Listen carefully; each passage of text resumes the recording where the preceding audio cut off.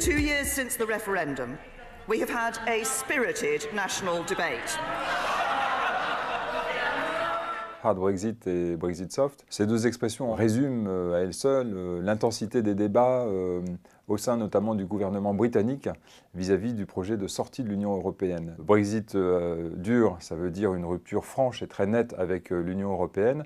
Brexit soft, sans qu'on sache exactement tous les détails de ce que ça veut dire une rupture beaucoup plus douce qui pourrait notamment consister à rester pour les Britanniques au sein de l'union douanière, voire du marché intérieur de l'Union européenne.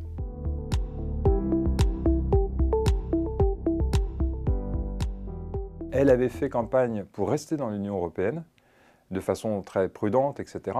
Elle a pu, un petit peu contre toute évidence, prendre la tête du gouvernement après le référendum pour organiser ce Brexit. This is an historic moment from which there can be no turning back. Britain is leaving the European Union.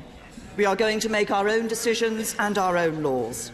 Pour stabiliser sa situation dans un premier temps, elle a donné beaucoup de gages aux gens qui avaient mené la campagne du Brexit. Boris Johnson, par exemple. Donc ses premiers discours et ses premiers engagements de négociatrice, en fait, vis-à-vis de Bruxelles, ça a été d'aller vers un Brexit dur. Et puis depuis des mois, depuis 2 ans, en fait, alors que les négociations étaient dans l'impasse, alors que la confusion a régné à Londres sur ce sujet, elle a fait des concessions, par exemple, en donnant des garanties pour préserver certains droits aux résidents européens installés à Londres comme dans le reste du Royaume-Uni. C'est autour de 3 millions de personnes qui sont concernées.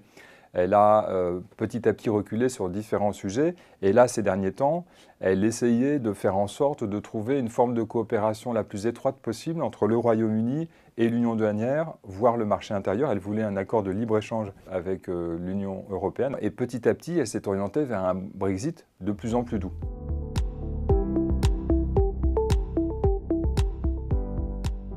En fait, rien n'est vraiment tranché dans les négociations du Brexit. Une des questions qui reste extrêmement douloureuse et qui peut d'ailleurs servir un petit peu de martingale pour essayer d'atténuer les foucades des Brexiteurs les plus durs, c'est la question irlandaise. Entre les deux Irlandes, la République d'Irlande au sud et l'Irlande du Nord, qui elle fait encore partie du Royaume-Uni, il n'y a actuellement pas de frontières physiques, pas de frontières dures.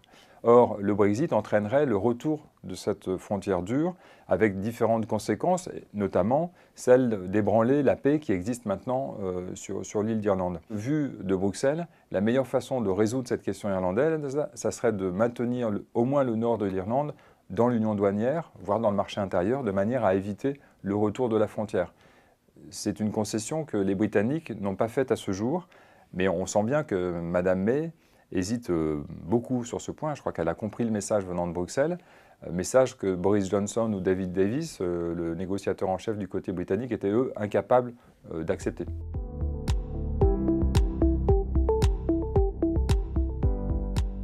On va voir en fait si les frondeurs, les ultras du Brexit, sont en mesure ou pas de déclencher une motion de défiance contre la Première ministre et peut-être encore plus difficile de la faire voter par la Chambre des communes.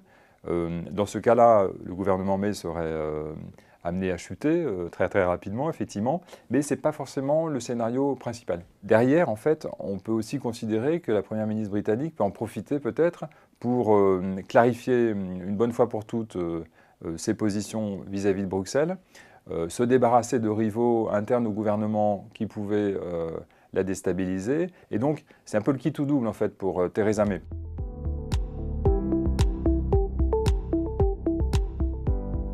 Je crois que c'est maintenant à peu près une cause perdue de pouvoir renoncer au Brexit, à moins de nouveaux rebondissements incroyables dans la vie politique britannique, hein, qui nous a offert quand même quelques belles surprises depuis 2 ans. Et les Européens se font à l'idée d'un Brexit. Ils espèrent qu'il sera le plus doux possible, disons. On craint beaucoup à Bruxelles, d'après ce qu'on comprend, un échec des négociations pour aller vers un accord de divorce à l'amiable.